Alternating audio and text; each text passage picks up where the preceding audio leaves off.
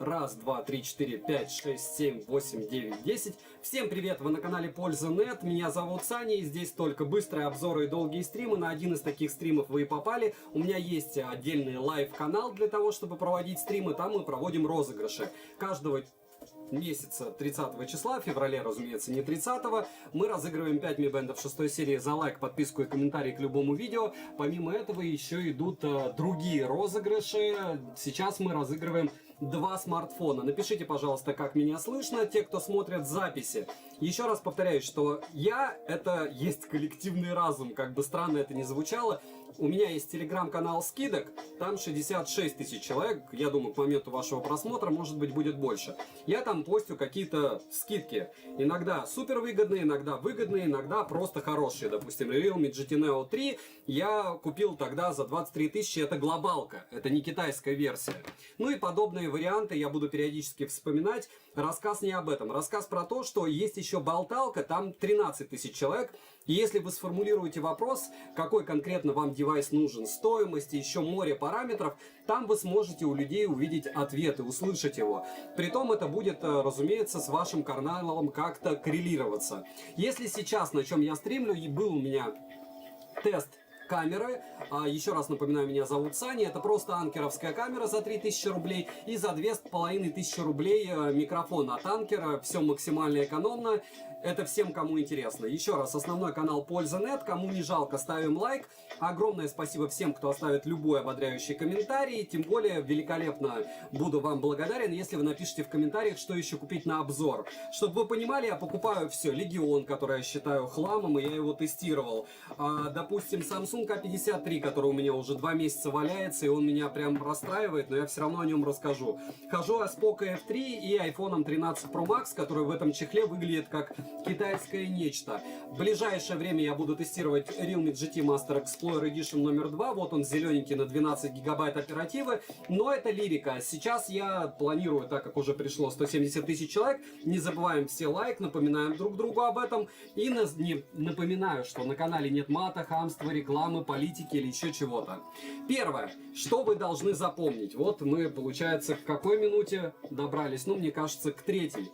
Первое, что вы должны запомнить. Вы должны решить, где вы готовы купить. То есть, если у вас была практика покупки на Алиэкспрессе, почему бы нет? Реально новые товары, вот сегодня, которые появились в Китае, даже на глобалке, там стоят дешевле. За редким исключением, но опять же, эти редкие исключения, допустим, тот же магазин Huawei, у него есть площадка на Тмоле на Алиэкспрессе. Вы получаете ту же гарантию, вы получаете тот же девайс. К слову, Huawei я не советую вообще никак. Либо вы покупаете на Яме. Яма вообще никаких гарантий, это Яндекс.Маркет не дает, так же как Озон. На Озоне мне очень часто пишут, что Саня, почему ты не покупаешь Xiaomi S12 Ultra? Я его купил когда-то у Перекупа за 90, уже продал, потеряв 20 тысяч, но не об этом рассказ. Рассказ про то, что даже 25. Что я покупал на Озоне 3 раза уже S12 Ultra, и сейчас он у меня тоже висит как оплаченный, мне его лично не выслали. Плюс сегодня в телеграм-канал скидок я выкинул информацию, к сожалению, что кому-то вместо OnePlus 9 RT от Озона, опять же, это просто marketplace, это не магазин, это не МВидео.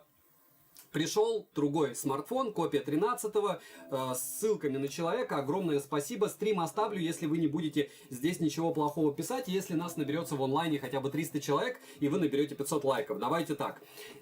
Так что, когда вы решили, вот где вы живете, на каком маркетплейсе вы готовы покупать, тогда и стоит думать. То есть вы, допустим, пишете в тот же мой чат, либо еще какой-то. Еще раз напоминаю, что мой чат исключительно на добровольных началах. Там, где болталка, там много администраторов, там можно пользоваться поиском. У всех есть свой user experience, и все за золотую середину. Золотая середина — это когда я купил за 23 тысячи вот этот вот телефон Neo 3, и я знаю, что я его продам легко за 23, вне зависимости от курса, потому что это глобалка. Вот она, золотая середина. Золотая середина, когда ты Poco F3 год назад покупаешь за 18 и сегодня можешь купить за 15. Да, все остальное, к сожалению, какие-нибудь там Lenovo, либо Poco, который у вас еще в руках может умереть. На C40 я тоже долго не могу сделать обзор. Это тоже не является, к сожалению, золотой серединой. Об этом мы говорить не будем. И в целом вы решаете. Вы покупаете с рук, это супер риск. Вы покупаете в сером магазине, риск меньше. Вы покупаете на каком-то маркетплейсе, маркетплейсе риск больше. И следующий этап, я ни в коем случае не советую никому GD сейчас, потому что можете в Google обратиться, выиграете вы эту 1000 рублей, как там возвращать средства, кому приходит. Они каждый год приходят, и каждый год они исчезают. Можете посмотреть, там 4 года назад, 5 лет назад был первый ролик про их разводилово. И возможно вам повезет, и вы выиграете эти 1000-1500 рублей. А может быть нет, и как вы будете их возвращать, неизвестно. GD я писал, никаких гарантий, вот со мной они связывались. Никто ничего не гарантирует. Если у Алиэкспресса хоть худо-бедно как-то работает какой-то фидбэк, я понимаю, что блогеры на Али злы, продавцы злы, потому что они месяцами не покупают, не получают деньги за товар. Но мы как покупатели, сейчас верхняя планка до 1 октября в России 1000 евро, вы можете покупать утрированно там какой-нибудь iPhone 13 за 1000 евро и не платить вообще никаких налогов. Логично, что это не лучший вариант. Лучший вариант это, допустим, я недавно купил также, кстати, 12 Ультру за 62 тысячи, тоже кидал. То есть вы помните, что нужно выбрать, где вы готовы покупать. При любом раскладе, где бы вы не были готовы покупать, вам нужно будет с этой площадкой разбираться. Разбираться, как переводить средства, как получать, какая гарантия. Понимать, что вы, когда будете получать это дело, вы обязаны будете снимать это на камеру.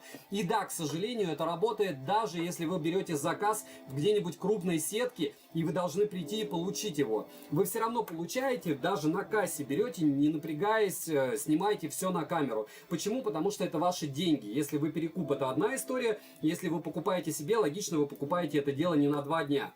Второе. Вы должны определиться, БУ восстановленный, новый или еще какой-то смартфон. От себя могу одно сказать. Любые электронные устройства ни в коем случае нельзя покупать восстановленные. Если брать БУ средства, то есть перекупы на Алиэкспрессе, допустим, которые дают гарантию, точнее на Авито. Есть, в принципе, ломбарды. Я не знаю, как это все работает, здесь исключительно на доверии. Поэтому восстановленное что-то я не советую брать. И помним, что на Алиэкспрессе, вот у меня была такая история с Samsung как раз. S22 я выгружал в телегу скидок, и буквально через 2 часа вместо новых смартфонов там оказалось почему-то состояние нового. То есть сам продавец поменял лот, увидел трафик, цена осталась та же. Будьте внимательны, делайте скриншоты. Да, everybody lies, мир такой, что сейчас все хотят зарабатывать, много обмана и не только на ритейле.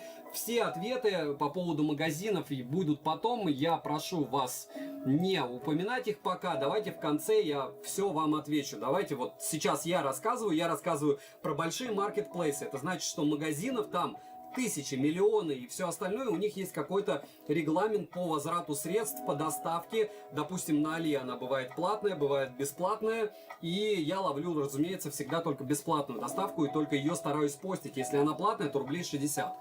Следующий момент. Про восстановленные мы поняли. Второй пункт. Ни в коем случае мой совет, никаких восстановленных. БУ только у людей, которые либо вот вы их слову верите и они дают гарантию, либо не покупайте БУ, либо вы знаете, допустим, вот крупные блогеры, я не говорю себя, мне не пишите, что вы меня узнали, много крупных блогеров из Брянска, допустим, или еще где-то продают свои смарты. И логично, что они распаковали, они потестировали и они продают. Таких, в принципе, много, потому что кто-то пишет статьи, и вы по странице можете увидеть, у них не по 50 лотов одного смартфона, мы все покупаем по одному.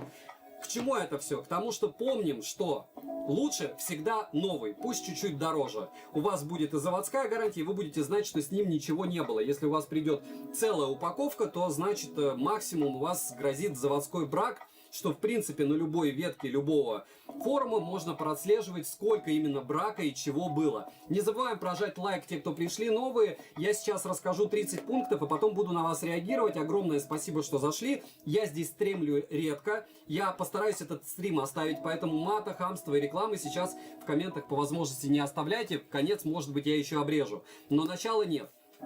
Пункт номер 3. Китайская глобальная версия. И здесь барабанная дробь. В тот момент, когда я покупал, опять же, Neo 3, это яркий пример. Почему? Глобалка стоила 23, и казалось это безумно дорого. Сейчас далеко за 30. Где-то 28, я ее, по-моему, не постил даже. Китайская версия реально было приобрести в один момент 19 тысяч.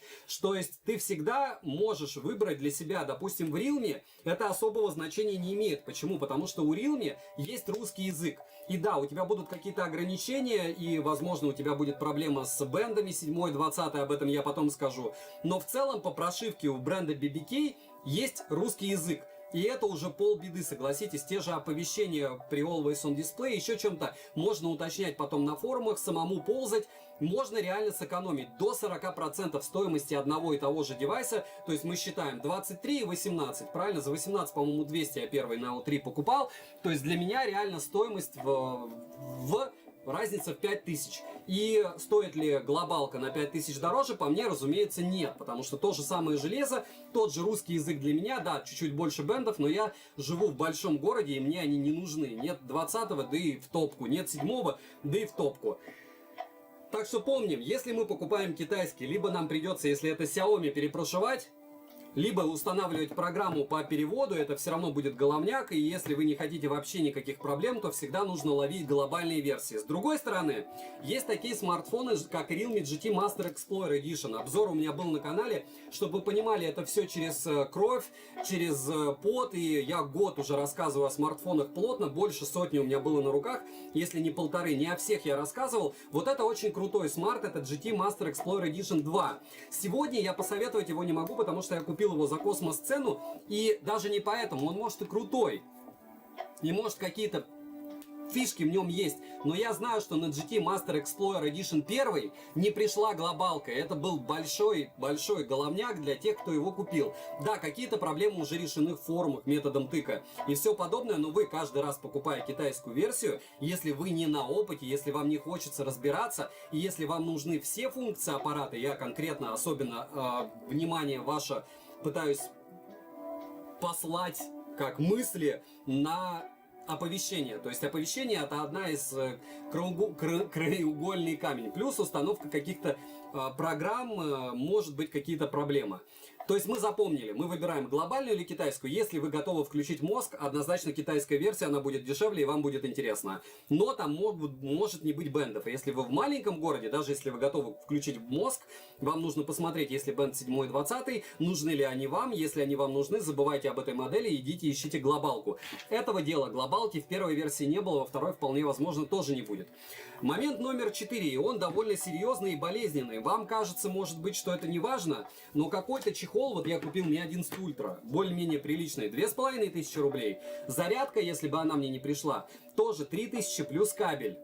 То есть вы где-то стабильно встреваете, если вы покупаете смартфон, какой у меня пришел сейчас, я купил Realme Prime 50i, 50i, Narza 50i Prime, 50 тоже у меня лежит, я никак на него не могу сделать обзор. Без чехла, без зарядки, один только кабель, и это фейл, друзья. То есть каждый раз, когда вы получаете смарт без чехла, без зарядки, без еще чего-то, вы встреваете минимум на, в зависимости от смартфона. Если смартфон стоит 20 тысяч, то вы встреваете на процентов 20 стоимости. И всегда нужно помнить и знать, что если вы покупаете тот же вроде бы эконом на Samsung, я его, по-моему, брал A53, не советую никому, за 18 тысяч рублей, так потом зарядочка самсунговская, не буду ее доставать, еще почти 3000 рублей вместе с кабелем. Хотя кабель был, но я с кабелем покупал. Потом чехольчик какой-то, какой-никакой, все равно пошел, 500 рублей отдал. И вот эта вот сумма, она довольно серьезная всегда. Особенно, когда ты покупаешь среднеценовой, либо дорогой сегмент. Не забываем прожать лайк. Огромное спасибо всем, кто пришли. Я обязательно отвечу на ваши вопросы. Идем потихонечку. Все равно я все вопросы освещаю. И потом будет делиться, надеюсь, этим стримом. Для того, чтобы люди могли нормально, спокойно выбрать. Да, чтобы выбрать сложное устройство, часы, будь то телефон, наушники, нужно сейчас включать мозг и обладать большим количеством знаний.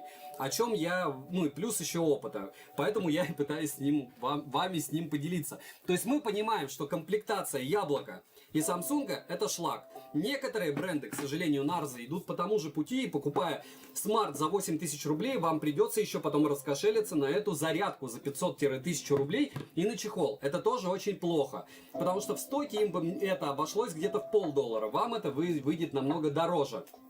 Следующий момент. Комплектация это 4. 5. Скорость использования год и больше, только новая модель. Сколько сможете использовать? Сейчас я объясню, о чем я. Вот сейчас Poco F3, почему я не постю? Иногда я постю, но очень редко. Потому что, когда производитель выпускает какой-то смартфон, он обещает его какое-то время поддерживать. Да, тут 870 Snap и Poco F4, который был ужасен и, по моему мнению, своих денег тоже относительно не стоит, с одной стороны. С другой стороны, это мини-клон. Он будет на год дольше поддерживаться. То есть любой смартфон, вы говорите, я купил Mi 11 Ultra, круто. Но это минус год поддержки. Они обещали 3, значит я 2 спокойно прохожу, а потом производитель про меня забудет. Да, будет поддержка безопасности, еще чего-то. Но будут проблемы стабильно с какими-то уведомлениями, программами, еще какой-нибудь лабутенью. Поэтому я настоятельно вам рекомендую, когда вы покупаете смарты, и вам все рассказывают в камеру, вот допустим, даже я, такой, да, там вообще разницы никакой, цена примерно такая же. Помните, что разница есть. Первое, вы можете, извините за мой французский, с глупости купить себе смарт восстановленный. Второе, он может пролежать год на складе, они перебьют дату, и у вас получится смартфон просто-напросто с убитой на сколько-то процентов батареи. Третье, этот смартфон пусть будет вылизан уже по прошивке и все будет круто, но у вас будет минус год использования этого смарта. И когда вы будете с ним ходить, ладно, через год вы решите его продавать. Но люди постоянно умнеют, и те, кому вы будете на Авито его перепродавать, будут думать о том, что вот, а зачем я буду его брать? Максимум я с ним прохожу 1,5 года. При том, что еще логично, у вас деградирует за этот год батарея. Так что включаем мозг, надеемся на то, что вот эти все мои посты из разряда, когда я покупал за 34 Ультра, Mi 11 Ультра, вчера был обзор, я уже его продал. Не буду говорить за сколько, я выиграл. Это был исключительно жест из разряда сделать обзор, рассказать и продать. Это не из разряда того, что купить и ходить. Это флагман. Флагманы покупают не на год. Флагманы Xiaomi точно не покупают на год. То есть с ними люди планируют ходить. А это первый такой флагман, и по мне он не удался. Логично, что люди, которые накупили тысячи, будут тысячами писать комменты и писать: Саня, ты ничего не понимаешь. Саня, это просто супер топовый смарт за эти деньги. Но это не так. Технологии, хотя многие говорят, опять же, что технологии стоят на месте. Да посмотрите вы на съемку 13 Pro и 13 и 13 Pro Max айфона и 12. Это небо и земля. Я не топлю за яблоко. Яблоко покупать один из огромных глупостей любого человека, потому что его в любой момент могут окирпичить, платить им нельзя и все остальное. Мне это дело необходимо для съемки. Он снимает для имбецила, то есть для меня. Я могу снимать что угодно, как угодно, и картинка будет супер-мега-топ, несмотря на то, что я толком не умею снимать. Вешаю на стабилизатор, Игорь вешает прошку на стабилизатор, все, никаких проблем. Да, распак в студии, это камера, это все круто, но всегда помним, еще раз повторяюсь, что только новая модель. Как только вы покупаете, вот сейчас на Яме, позавчера я постил iPhone 13 Pro Max 79 тысяч. Да, он минимально потерял, я его покупал за 96 и, минимально. Но с другой стороны, это уже прошлогодний флагман, неизвестно, что в 14 будет. Если разница как с 12 Pro Max и 13 Pro Max, это космос. Объясняю на яблоке, потому что если объяснять на Xiaomi, меня будет очень сильно нервировать все это дело.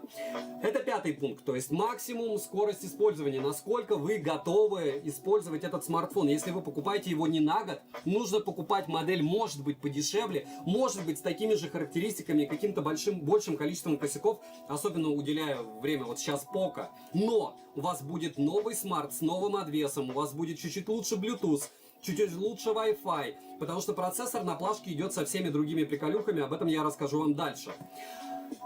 Это 5 пункт. 6. Бренд. Только первый эшелон с максимальным количеством популярных аксессуаров. Что это значит? Когда вы покупаете Lenovo, вы смотрите в мои ясные глаза, и я как блогер вам говорю, знаете, сколько у меня лежит наушников от Lenovo, которые я накупил во время распродаж? Пар 40. Я не вру. То есть я их покупал по 800, 900, 1100. И, боялся, что не будет доставки. И вот это дело все у меня валяется и деградирует.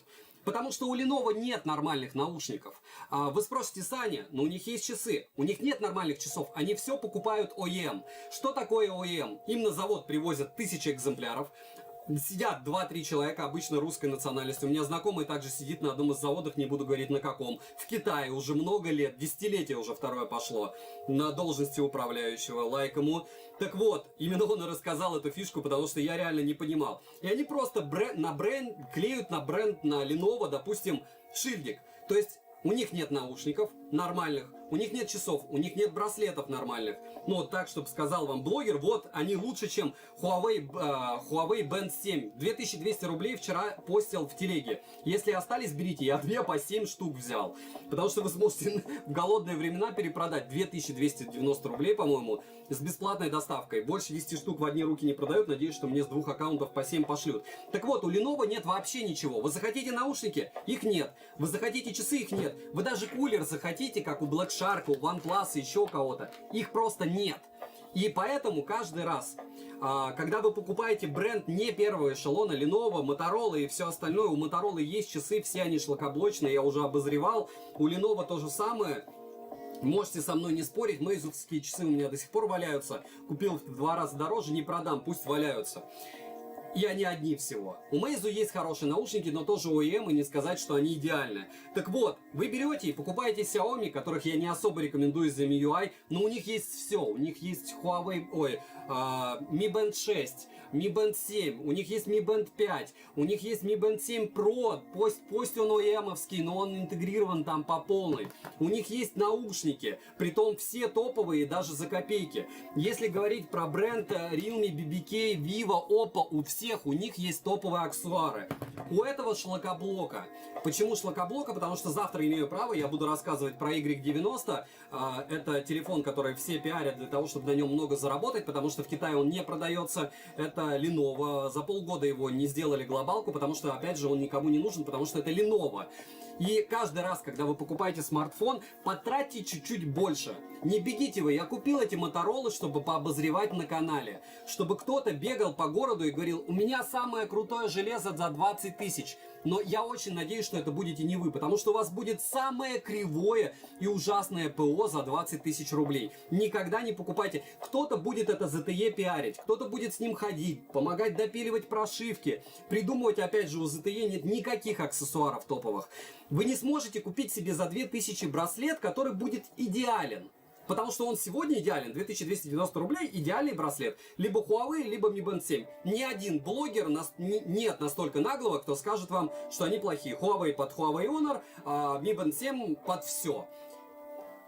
И вы должны четко, еще раз повторяюсь, понимать, что вы покупаете смарт, и сразу планируете покупать к нему аксессуары. Переклинит вас сделать из него игровой, купите вы ему кулер, только родной, это будет в 10 тысяч раз круче. Ну кулер черт с ним еще, но часы, наушники и браслеты это must have, как у Honor, допустим, наушники с температурой только под Honor. Вот, про бренд сказал, никаких вторых и третьих эшелонов. Конечно, про них я рассказываю, как мне не рассказывать про них? Люди покупают тысячами, это дело пиарят. То есть я, получается, теряю поисковый объем, я его терять не собираюсь, поэтому я буду вам рассказывать. Но я это дело не продаю. Мне невыгодно его пиарить. Вот. Вообще мне невыгодно пиарить ничего, потому что, опять же, 555 человек в онлайне на стриме только потому, что у кого-то есть жизненный опыт и мне доверяют. А доверяют, потому что годами покупают какие-то вещи. Да, я, может быть, говорю много хейта, но моя миссия как раз найти недостатки и попытаться человеку, который не может круглыми сутками заниматься вот этими технологиями, вбить в голову, что ему нужны какие-то вещи, какие-то не нужны, какие-то пиар. Но это лирика, не лирика. Первый эшелон, не помогайте ни вторым, ни третьим, не ведитесь на рекламу, не ведитесь на блогеров-перекупов, которые из Китая продают с космической маржой, это ZTE. Не слушайте меня, когда я говорю, допустим, я Motorola, но за 20 тысяч нормально. Нормально, за 20 тысяч я ее продам, за 18, и она у меня уйдет, я вспомню про нее как про страшный сон, и чтобы мне не написали миллион комментариев, что я тебя ненавижу, ты захейтил мой любимый бренд, окей, Motorola это не полный шлак, они для кому-то они нужны. Следующее, 7. Это игровой флагман, камерафон, бюджетник. Вы должны четко понять для себя, что вы хотите от смартфона. Не бывает универсальных смартов. Либо это, не знаю, смарт с тормознутой оболочкой Samsung A53, но у него есть защита от влаги. Либо это последний iPhone, у которого челка, которая вас может раздражать, и вы не сможете использовать в России NFC, потому что MirPay не встает, а если вы будете его как-то кастомно устанавливать, вполне возможно, вы можете влететь. И не пытайтесь меня никак переубедить. Либо вы покупаете супербюджетник, но там должно быть достаточно количество оперативы не 2 и не 3 гигабайта, а хотя бы 4, чтобы это дело люто не тормозило. Либо вы покупаете универсальный покемон, микрофон, вот у них они универсальные, кроме C40. Это мракобесие, и поэтому я не могу себя заставить на него сделать обзор. Так вот, вы покупаете Поко и потом его кастомизируете. Покупаете его кулер, чтобы как играть с перегрузом. Помните, что вот эти вот штуки, опять же, он а-ля игровой. iPhone 13 Pro Max, я его а-ля пиарю сейчас. Но он сбрасывает яркость в Genshin сразу. С него стримить на Твиче нереально. К слову, чтобы стримить на Твиче и показывать вам FPS, а не только как смартфоны умирают. На Твиче я стримлю, насколько быстро умирают смарты, и я уже много чего стримил. Посмотрите, потому что iPhone 13 Pro Max не вывез даже 3 минут игры в Genshin. То есть он раз моментально сбросил яркость, и два, чтобы стримить с него нужен такой переходник за 4000, такая штука за десятку, и, разумеется, более-менее приличный кабель, приличный компьютер, потому что это все будет через карту захвата. Это уже не то. А вот, допустим, OnePlus Racing Edition, который стоил 18 тысяч, китайская версия на Dimensity, которую я ненавижу, 8120 и Ace, они работали просто идеально. То есть смотрите лайв-канал, если вам интересно, как штука работает в играх в онлайне, как быстро она разряжается, разумеется, неравномерно. Допустим, по-моему, позавчера я сидел 2,5 часа, с каким смартфоном я уже не помню. У меня уже форматируется мозг каждый день, потому что ежедневные обзоры. И вы должны четко для себя понять, это не должно быть: мужики, у меня есть 20 тысяч рублей, посоветуйте мне что-то. Для игры, для фото, для видео. И вот эти все параметры, которые я перечисляю, желательно, чтобы вы озвучивали. И тогда среди всего, по большому счету, вам скажут всего одну модель. Если у меня есть два топа, они в описании, я не рекламлю их, до 25 тысяч и свыше 25. Посмотрите, сделайте выводы. До 25 самый выгодный OnePlus 9 RT. Как был, так и есть. Не пиарю. У OnePlus нет официального представительства в России. RT-шку мне не посылал никто. Я ее покупал, продал в тот же день. Очень крутой смартфон. Но среди вот этих всех штук, которые в смарте должны быть помещены, он зимний. Он был хорош. Забывайте, что я сказал о OnePlus. Почему? Потому что вполне возможно, он вам не подойдет. Может быть, вам нужен IPS, может AMOLED. Но самое главное, вы должны понять: камерафон, флагман, игровой или все вместе, и у вас ограниченный бюджет и какие-то сценарии использования. Даже флагман, вот, это не игровой смарт. В Genshin вы просто будете меня искать в Мурино для того, чтобы пробить мне ночью голову, потому что он вас будет бесить. Эта штука сразу сбрасывает яркость. Everybody lies. Ничего не поменялось за год. Я не знаю, как все делали обзоры. Я делал на него обзор тоже. И меня никто не убивает, потому что я сказал, что он сбрасывает яркость. Следующее. Защита от влаги. 8-й пункт. И здесь у вас вот такусенький просто вариант. Если вы реально ходите и часто попадаете под дождь, если вам реально есть вероятность того, что там девушки покупаете, которые часто в умывальник может упасть телефон, только эти. Вот эти ненавистные тормознутые убийцы смартфоны Samsung, особенно через какие-нибудь либо сервисы доставки, либо ловить на Али, допустим, я еще раз повторяю, я А53 покупал за 18 600, по-моему, 21 тысяча. Он не боится влаги, ТЧК. Нет больше смартфонов дешевых, которые не боятся влаги. Все остальное, к сожалению, не имеет сертификации IP67, IP68. В каждом обзоре, если сертификация обозначена, я смарт топлю. Mi 11 Ultra, посмотрите, топил, OnePlus 9 RT вообще кидал в ручей. И еще много всего, пока у меня не умерло ничего. Не забываем прожать лайк все, кто пришли новенькие. Спасибо большое, что смотрите. В комментариях, если вы смотрите это в записи, напишите, что бы вы еще хотели увидеть на моем обзоре. Если не сложно, оставьте комментарий для продвижения видео, потому что я уверен, что если человек его осилит, оно будет для него полезно. Это нудно, это долго, это сложно, но это сэкономит вам средства и не один раз, и не только вам, но и вашим друзьям. Про защиту от влаги вы поняли, что либо это Samsung, либо это все, к сожалению, дорого. Если вы знаете какие-то другие варианты, можете указать мне где-то в чате, но я их не видел. ZTE не пишем, то есть третий эшелон не надо, вот этого не трепите мне и себе нервы. Дальше, 9-е, это агрегация частот. И вот это может быть реальной проблемой как раз у OnePlus в китайской версии. Что это такое? Как с вашим регионом, вашим оператором будет тот или иной смартфон ловить? Касается это не только китайцев, к сожалению. Вы должны писать в чатах. Когда вы выбираете не новинку, если вы покупаете новинку по низкой цене, допустим, на распродаже на Али, плохо ловит, оператор не тот, продаете на Авито, ничего не теряете. Если вы покупаете уже потом, то уже будут user experience у кого-то. У него может быть и 7 и 20 бенд, но он будет ловить конкретно ваша сеть в вашем регионе плохо. Поэтому пишем в чаты профильные, в мой, спрашиваем, кто с такой-то области, с такой симкой. Подскажите, пожалуйста, этот смартфон ловит норм? Нет. Нет, ну и дальше ищите. Потому что очень многие с агрегацией частот, особенно с китайскими OnePlus'ами, очень сильно печалятся. Почему? Потому что ловят они в итоге плохо, между городов плохо. Вот я, допустим, охотой и рыбалкой не увлекаюсь, мне не важно. А те, кто охотой и рыбалкой увлекаются, вот такие вот смарты дикие покупают, и все. И у них никаких морально-этических проблем, и ловят они лучше, чем какой-нибудь iPhone 13 Pro Max. Иногда, с некоторыми сетями. Следующий момент. Запомнили, агрегация частот, как те или иные операторы работают в ваших регионах, с какими конкретно смартами. Сложно, ну а что делать? 10-е. Это цвет. Если планируете носить без чехла, допустим, вот это вот дело почти не продать. То есть, если ты покупаешь желтый, синий, голубой цвета на Авито, это тяжелее продать, чем любой черный. Но это легче искать намного. И приятнее носить без чехла. И сразу защитный чехол. Я не против пленок на экран, допустим.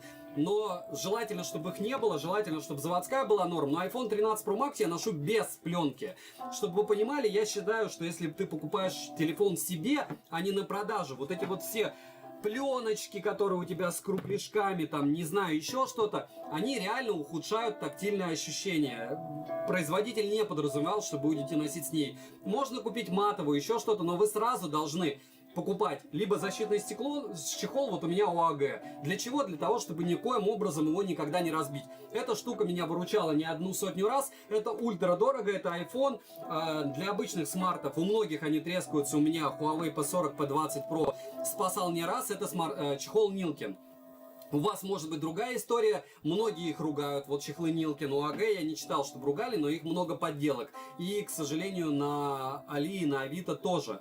К чему это все? К тому, что вы выбираете цвет обязательно и определяетесь, будете ли вы носить это дело с чехлом. Я почти уверен, что будете. Гидрогелевая пленка великолепный вариант, но опять же этим всем надо озадачиться сразу и понимать, что вы, допустим, пойдете, если будете не сами наклеивать, то вам придется и на это раскошелиться. Но чехол must have, особенно с самсунгами, потому что без чехла носить, ну если вы планируете это дело продавать, первое, вот видите жирные пятна. И практически у всего, какие бы вы ни были чистюли, ну вы все равно контактируете постоянно с чем-то. В общем, задумайтесь над тем, что цвет должен соответствовать идее. В первую очередь, кажется, что это, ну и ладно, там 3 цвета, куплю сегодня голубой. А вы придете на работу, и потом вас будут, извините за грубость, гнобить. Это понятно, мне под 40, там, с седой бородой скажут, я скажу, ну окей, да, пришлось поменяться как-то. Дети уже есть, ничего страшного. Если что не поменялся, все еще пока в правовом поле. Тот, который нужен для того, чтобы меня призвать.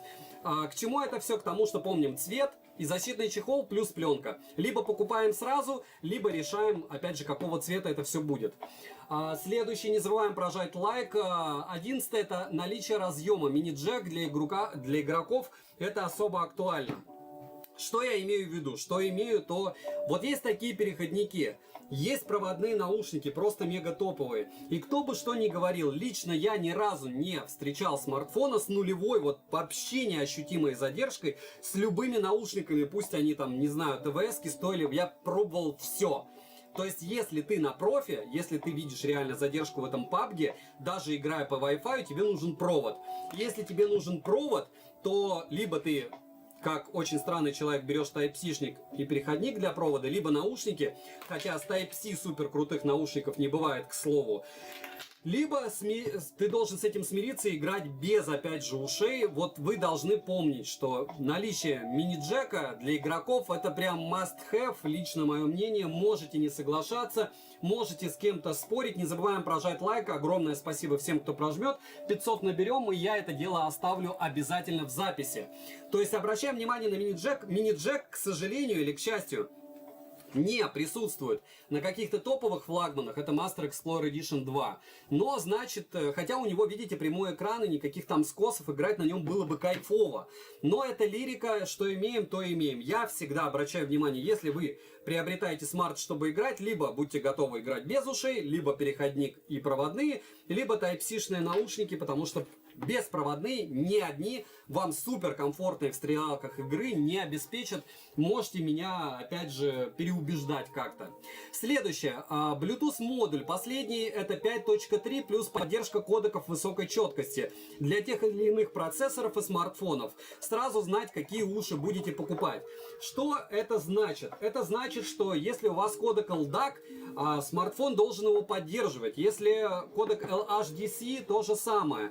Иногда поддержку кодеков дозавозят. Если вы не аудиофил, если вы не знаете, что такое флаг, вы должны четко понимать, что завтра вы тоже не будете знать, что такое флаг, и тогда все хорошо. Но если вы планируете быть аудиофилом, однозначно вам нужно сразу смотреть, какие кодеки поддерживает тот или иной смарт. Не разбирайтесь, пишите в чат, спрашивайте... наушники, какая практика, потому что иногда бывает, наушники поддерживают, смарт поддерживают, не врубается. Через инженерное меню тоже не врубается, после обнова отваливается. В целом, must have. Мозг помнить, мучить. Аудиофилов не так много, но вы можете ими стать, если будете покупать, допустим, Huawei FreeBuds 5i, который я советовал, еще многие, с поддержкой кодека LDAC, вам желательно найти смартфоны с этим кодеком. Да, при кодеках высокой четкости у вас будет увеличиваться количество помех. То есть, если вы ходите, допустим, но качество звука, особенно если это не стриминговые сервисы из разряда там ямы, ну, вы ощутите при любом раскладе с топовыми ушами. Следующий, 13-й пункт, быстрая зарядка и ее реальная скорость работы. О чем я? Был у меня Mi 11 Ultra. Mi 11 Ultra у меня заряжался несколько раз с родной зарядкой и родным кабелем на последней прошивке 1:04. Я допускаю, что у кого-то он с 0 до сотки, а скорее всего с 3% до сотки, заряжался за 40 минут. Но я не верю. То есть вы можете меня разубедить, я вот проверяю все зарядки, и я вам скажу так. Всегда надо прибавлять минимум процентов 20. Почему? Потому что все считается либо с процента, либо с 3, а если у вас смарт полностью разряжен, то придется дольше. И вы всегда должны помнить, что вот эти вот родные зарядки, которые идут вместе с великим и ужасным смартфоном, вы очумеете оригиналы покупать, и вы потом будете очень долго и упорно тратиться на это. Почему? Потому что кабель должен быть родной, у некоторых идет, допустим, у BBK здесь контроллер, и плюс сама зарядка. Вот, то есть вы должны обращать внимание на быструю зарядку, реальную ее скорость работы, потому что многим актуальны эти 20 минут, чтобы за 20 минут этот смартфон заряжался до сотки. В основном это BBK, есть уже 200-ваттные зарядки. Комплектация идет иногда на выбор 80 Вт зарядка, 150 Вт, 200, это уже, да, такие цифры. Разумеется, у Яблока пока этого дела нет. И вы всегда должны помнить, что эту зарядку и этот кабель потерять ни в коем случае нельзя. Если вы потеряете, вам придется очень сильно раскошеливаться. И особенно, внимание, это на Яблоко. Вам придется покупать кабель, вам придется покупать зарядку. Все это будет недешево. Сейчас на низком курсе кажется, что дешево, но это не так. Поэтому обращаем внимание, за какое время реальное, по тестам на ФОПДА, допустим, у меня в чате спросите, у людей с 0 до сотки заряжается смарт, потому что это ваш жизненный комфорт не на день, не на неделю, не на месяц, а намного-намного дольше. Вот, следующий. Быструю зарядку и реальную скорость мы обсудили. Это 13-й только пункт. Пункт 14-й. Автономность на максимальной яркости экрана и максимальном разрешении. Почему? Потому что смысл переплачивать за максимальное разрешение нулевой, если вы не будете им пользоваться для автономности. Вот, допустим, я тестирую смартфоны в одинаковых все время условиях. Максимальная яркость, максимальное разрешение, максимальная частота обновления экрана, просто PC-Mark. Многие меня критикуют, но с одной стороны это может быть и неправильно, а с другой стороны, друзья, вот это реальный сценарий использования, и реально можно оценить, насколько хорошо смарт будет жить. Для примера, Mi 11 Ultra с максимальным разрешением, а оно больше всего ест, даже больше герцовки, потому что она там адаптивная, живет 6:20. То есть вы понимаете, что такое 6 часов 20 минут в PC-марке? Чтобы со смартфоном проходить день, он должен выбивать 9 часов. Там можно понизить яркость, можно понизить герцовку, но барабанная дробь. А зачем вам тогда эта яркость и герцовка, если вы будете ее выгружать в минус? То есть вы обязательно смотрите на, опять же, пиковую, на вот эти разрешения. Следующий момент там же. Яркость. Яркость это вообще барабанная дробь. Смысл в чем? Первое, Everybody Lies. То есть Mi 11 Ultra яркий пример. Ни один блогер рассказывал о том, что у него есть максимальная яркость, допустим, даже 900 нит, хотя там реальные 500-600. Они выкручивают белый, ни один я об этом рассказывал. Но пиковая 1500, допустим, 1600. Сейчас вы очумеете от того, что я расскажу, если кто-то не смотрел на One Nothing Phones обзор.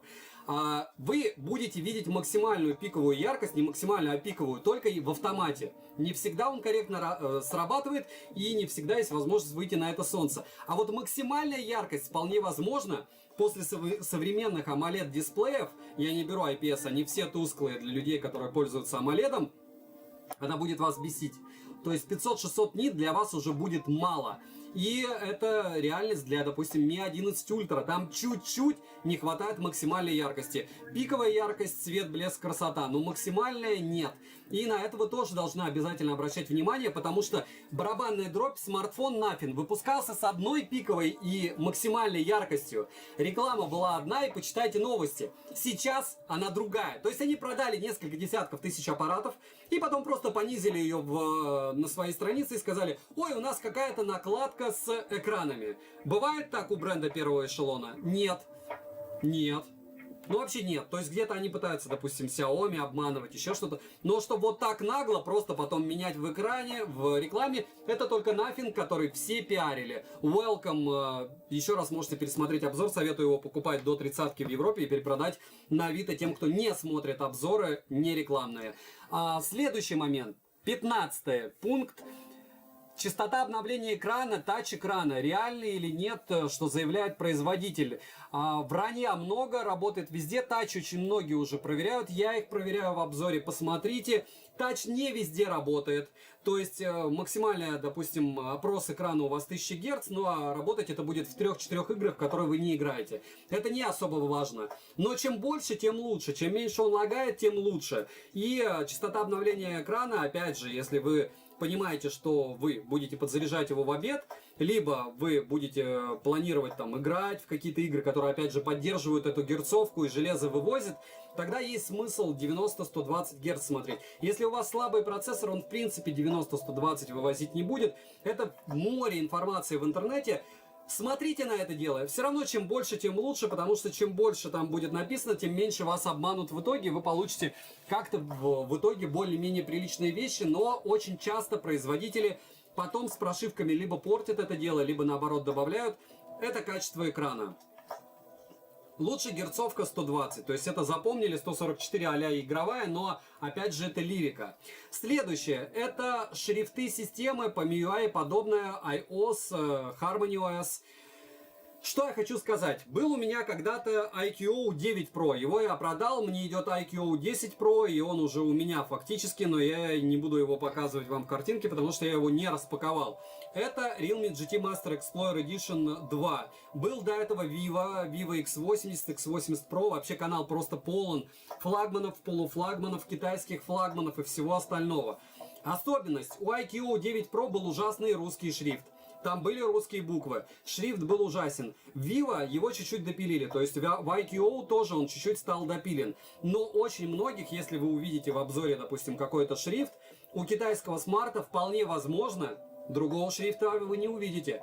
И чисто теоретически, учитывая, что меня он бесил, а я, можно сказать, в плане шрифтов и всей этой красотули всеядной, вас вполне возможно это тоже в дело будет бесить, а как вы это исправите? Барабанная дробь никак, скорее всего.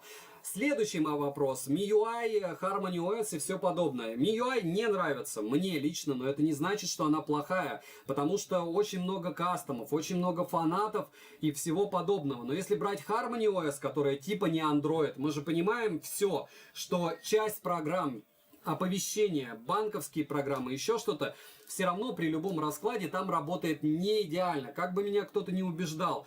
Harmony OS это мертвый продукт, вы его очумеете продавать на Авито. Посмотрите на Honor Ultimate, который постоянно скидывают на Авито ценник, там нет поддержки гуглов. И когда у тебя аппарат за 50+, это must have. Я вообще бы не стал рассматривать смартфон без андроида. Они, да, за год что-то сделали, какой-то плюс. Но все равно вы будете постоянно сталкиваться с какой-то мелочью, которая будет вас бесить. Это мой user experience. У Huawei великолепная камера, они отлично снимают, они отлично фоткают. Я снимал очень долго свои обзоры на Huawei P20 Pro, P40 Pro. Мне очень нравился Huawei P50 Pro, но они не выводят. Мое мнение, они не вывозят, их датирует государство. У них просто суперские часы, наушники, у них суперские браслеты. Но Harmony OS, по мне, учитывая популярность, Android, разумеется, проигрывает. И каждый раз, когда вы выбираете iOS, вам нужен, разумеется, тогда планшет на iOS, правильно? То есть, если вы покупаете яблоко, вы покупаете яблоко, вы покупаете наушники яблочные, вы покупаете яблочные часы. И это уже вроде бы не 70 тысяч рублей только за телефон, потому что одна только клавиатура, можете погуглить, сколько стоит. И я вам скажу так, макбуки для фото, и это не только мое мнение, это бомба. Для рендеринга, если вы занимаетесь видео, которое сейчас абсолютно никому не нужно из-за отсутствия монетизации, почти никому, если ты, опять же, не заряжен, это топ. Но Harmony OS, в моем понимании, самый низ. Вообще шлакоблочная эта тема из разряда ZTE, где-то что-то, какие-то фишки. У Motorola какие-то фишки, все это на андроиде. Есть у нас ColorOS, еще что-то. Вот на андроиде что угодно можно брать и стараться. На Harmony вы получаете продукт, который вы не поменяете. Он может поменяться только в худшую сторону, если еще какие-то приложения оттуда уйдут, по той причине, что вот запретил им Android, утрированно, потому что они тоже давят. iOS-системы, особенное внимание на iOS-системы, потому что, еще раз, все эти установки каких-то программ из-за разряда банков, это чревато. У вас может что-то кто-то украсть и оплачивать этим делом. Но, может быть, кто-то умудряется, я бы не стал, и я и это не делаю. MirPay наше все, берете Android или платите карточкой или наличкой, еще чем-то. То есть мы должны всегда понимать, что от чего я шел. Шрифт может быть ужасным. И в основном ужасные шрифты по моей практике только в IQO. Их чуть-чуть допилили, но они не идеальны. Смотрите обязательно в обзоре на шрифт. Это то, с чем вы будете постоянно контактировать. Когда блогер рассказывает вам, я тут чую 90 Гц, а вот здесь 110, а тут как-то прыгает. Пока к вам аппарат придет, у вас может быть вообще до 40 упадет. Либо он как-то дооптимизируется космически, если первый эшелон. Либо еще что-то. А вот шрифты у вас точно не поменяются. Плавность, еще раз, для меня лучше это ColorOS и OxygenOS. iOS-система подлагивает это дело, и поэтому я честно хожу с ней и говорю, даже какой-то там Telegram здесь подлагивает. Но печатать мега удобно, огромный экран. И прямой. Дальше. Вес, габариты, развесовка. Что это значит? Вот сейчас у меня лежит абсолютно, бесконечно бесполезный смартфон, который я постоянно забираю у сына. Это это iPhone 12 Lite. Есть у меня еще iPhone 13 Lite, ему я его не даю. Он, кстати, получается, за полгода его не потерял. Постоянно пытается играть, портя свое зрение. Но это компакт. Вот это не компакт. Если вы поймете, каких габаритов вам нужен смартфон, в тот счастливый момент времени вы поймете для себя, что вам надо. Вот это дело может поместиться в любой карман. Это дело даже за какой-то, не знаю, особый орган не могут принять, даже, потому что гипотетически, слишком он большой, выше всех разумных. Не забываем, кстати, прожать лайк, наберем 1000, и я поотвечаю вам на вопросы в конце. Извините за наглость, но стрим как-то затянулся, потому что мы дошли только до... получается веса, габарита, развесовка. Вот это дело весит 250 граммов, в моей мужской руке норм. Но смартфоны в основном весят до 200 граммов. Прибавляйте еще чехол и удобство носки. Я ношу, допустим, сумочку, я туда кладу все время несколько смартфонов, могу и планшет туда запихать, но... Обязательно смотреть габариты, они плюс-минус обычно стандартные. Но это так кажется. Вот посмотрите, в чехле Master Explorer Edition чуть-чуть меньше. И знаете, в чем дело? Вам кажется, что это не важно, но здесь работают тысячи маркетологов. Как кто-то рассказывал про Mac, и я с ними согласен. Тысячи маркетологов работают и заботятся о том, чтобы вы покупали максимально удобное устройство. И если он становится чуть-чуть меньше, значит это не просто кому-то надо, значит вам будет удобнее. Я скажу, что вот эта вот штука в руках прям нереально кайфовая из-за 3-4 миллиметров. Это сюр, это нервно-лингвистическое программирование самого себя, это мнемоники, вполне возможно, я не прав, но это мои ощущения. Master Explorer Edition в руке это идеальный смарт. После вот этого вот. Если брать компакты, сразу мини-реклама Samsung, которого я ненавижу, но сейчас, учитывая курсы, сколько серовозов есть, и серых магазинов, и сколько стоит S22, S21, S22, супер-мега-компакты, с S21 проходил год, кайфовал от его размеров, 2 раза в день заряжал, в S22 такой проблемы нет, стоит космос, своих денег стоит. Из малогабаритов это Яблоко и Samsung. У вас больше нет вариантов. Скузи. Если кто-то мне подскажет из разряда что-то Motorola складывающихся, либо Huawei, идите там, где это рекламируют. Ладно? За 72 тысячи, как мне советуют раскладушку Motorola взять. Я похож на, ну да, Star Wars, но я не оттуда. Я все равно где-то на земле живу и хожу по этой земле. Не забываем прожать лайк. Огромное спасибо всем, кто пришел. Идем дальше. Мы уже победили 17 пунктов. 18 как раз я и пришел. Складные не брать, пока вы не сходите их посмотреть в магазин. Смотрите, просмотров на складной я могу получить космос. То есть, допустим, сейчас я у другого блогера, как он у меня, беру не складной смарт, на Твиче буду его гонять, Red Magic 7 Pro. Приходите, помучаем, может быть даже с кулером, а может быть уже буду стримить через это дело, то есть через карту захвата, может быть нет, как мне напишут в чате, если через карту захвата будут видеть мою морду, лицо, и при этом мало того, что они будут его видеть, они смогут оценить, сколько при нагрузке стандартной смартфон может жить, а не параллельно еще в Твиче стримить. Плюс разрешение экрана будет выше. К чему это все? К тому, что огромное спасибо всем, кто пришел. Не забываем прожать лайк. Мы этот смартфон будем тестировать, но я сколько раз не ходил в магазин, я не ухожу куда-то в лес. Сколько я не вертел в руках эти складные телефоны, ни у одного смартфона складного нет того качества экрана, который вот он просто вот как экран. Нету. Нету. И X2, и XS2, и все это пиар, это космос маржа. То есть они получают с этого смартфона больше, чем... Плюс это еще и как бы понты. Вот если вы посмотрите, я на Авито специально слежу за Vivo Note X раскладной. Сейчас вышел второй, и человек скинул ценник, внимание, со 170 до 125 тысяч. Знаете почему? А на Али он уже стоит 114. То есть я таможню больше заплачу, чем у него. Но я не буду покупать этот складной смарт. Потому что на 114, на 125 тысяч рублей я куплю себе 2 айфона, которые никому не нужны, окей.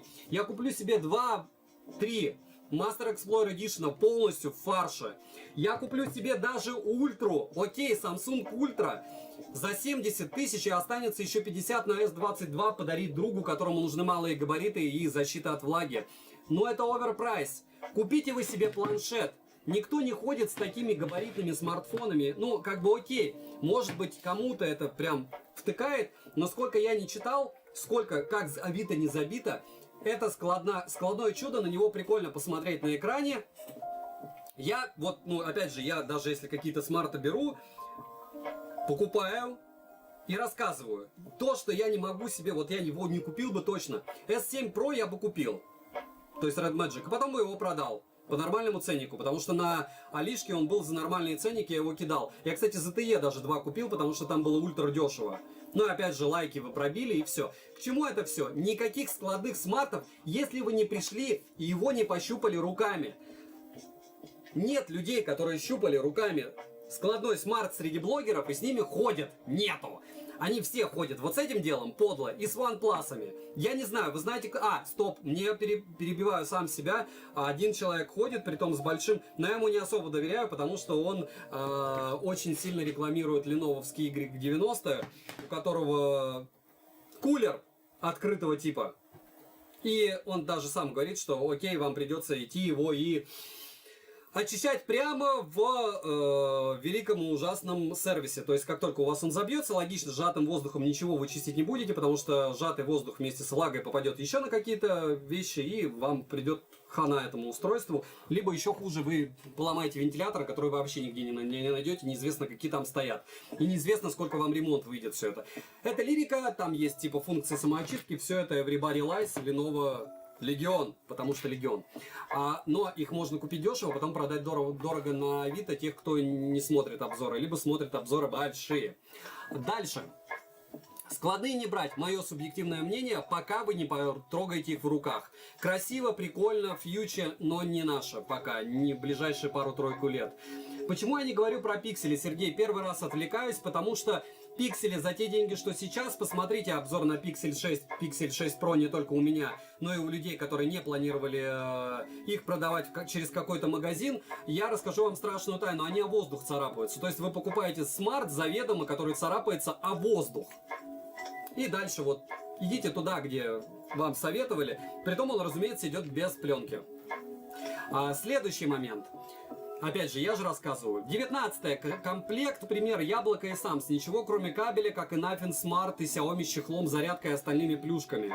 Опять же, это чуть-чуть не про максимальную комплектацию, а про, в принципе, наличие хороших каких-то брендовых вещей.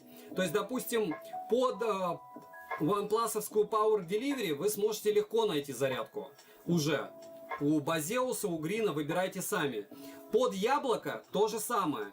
Но какая-то из разряда стандартная, а-ля нестандартная зарядки от той же Motorola, ZTE или Lenovo, если это будет, опять же, что-то у них нестандартное. Опять же, я не покупал их. Не тестировал сейчас, но вот в моем мире, где я покупаю зарядки, намного проще и быстрее найти зарядку крупного бренда. Так же как, если я покупаю iPhone, я хотел UAG-шный чехол, при котором я его не разобью. К слову, там будет больше 30 пунктов, по сути я чуть-чуть перешел на личности. И в целом iPhone был куплен также в том числе из-за того, что есть UAG-шный чехол, который не позволит мне его разбить без стекла. Я уверен, что можно и без стекла защитного разбить, но я пока не разбил.